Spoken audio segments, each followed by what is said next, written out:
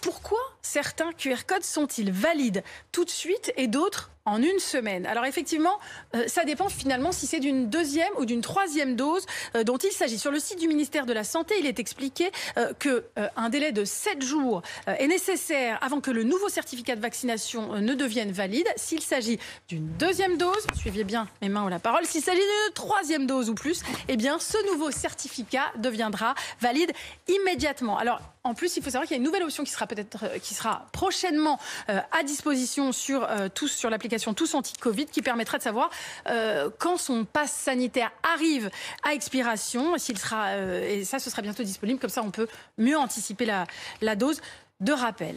Et puis toujours, au sujet des QR codes, j'ai une petite démo aussi à vous faire. Valentin s'étonne. Quand je fais une capture d'écran de mon QR code, eh bien, il devient inutilisable. Pourquoi ? C'est vrai que c'est assez intéressant. Alors, on a fait une petite démonstration que vous allez voir apparaître sur votre écran, mais sinon, je vous la ferai en live. Voilà. Vous voyez, quand on essaye de la prendre en photo, il devient bleu et rouge.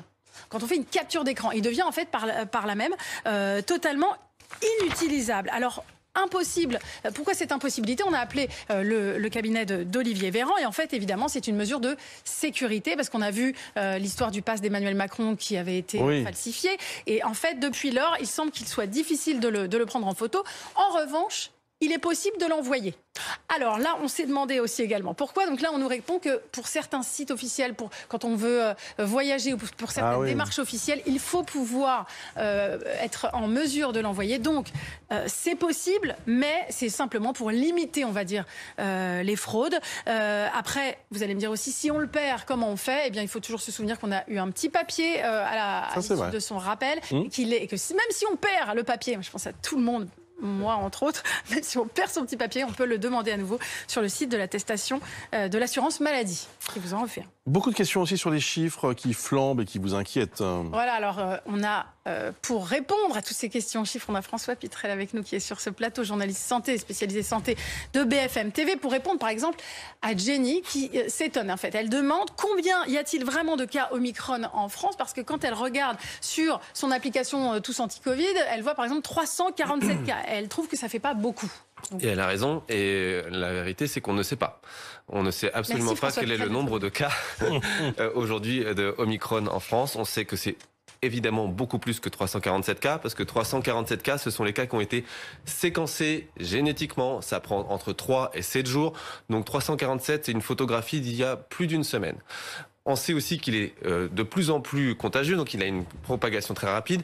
Et on sait qu'on avait à peu près 99% à peu près de variant Delta. On voit que cette part de variant Delta dans le nombre de cas en France commence à diminuer. Et en Ile-de-France, regardez sur ce graphique, juste sur Paris, la part rouge, c'est tous les variants, tous les tests positifs qui ne sont pas du variant Delta. Et vous voyez que ça commence à prendre de plus en plus de place. Presque 25% des cas, aujourd'hui, ne sont pas des variants Delta. Alors, on ne peut pas dire officiellement que ce sont des cas Omicron, mais la suspicion est très forte. D'accord, oui, c'est effectivement, il faut pouvoir se repérer. Alors Jenny, justement, qui était un peu perdue aussi dans les chiffres, se demande, parce qu'on parle aussi beaucoup des lits en réanimation, des hôpitaux qui arrivent à saturation, en tout cas dont on voudrait qu'ils n'arrivent pas à saturation précisément. Elle demande quelle est la part de gens vaccinés en réanimation. Alors, il y a à peu près autant de gens vaccinés que de gens non vaccinés en réanimation. Mais attention, les gens non vaccinés représentent 9% de la population. Ils représentent 9% de la population, mais 50% des gens hospitalisés. Donc le risque de se faire hospitaliser quand on est non vacciné, il est donc 4 fois supérieur. Par contre, il y a encore des gens vaccinés en réanimation avec 2 doses. Il n'y a quasiment aucun patient, je ne vais pas dire non parce que je n'ai pas toutes les données de tous les hôpitaux en France, mais de gens hospitalisés avec 3 doses en réanimation. Aujourd'hui, il n'y en a quasiment pas.